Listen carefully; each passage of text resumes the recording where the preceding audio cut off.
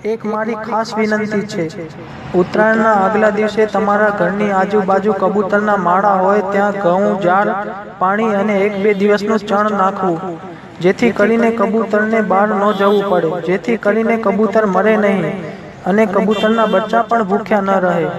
આટલું કરજો વાલા. ન કરો તો કાંઈ નહીં, પણ શેર જરૂર કરજો. તમારા ફોનમાં જેટલા પણ ગ્રુપ હોય તેમાં શેર અવશ્ય કરજો. મોટું પુણ્ય મળશે વાલા, મોટું પુણ્ય પ્રાપ્ત થશે. જય હિન્દ, જય ગરવી ગુજરાત, જય ભારત.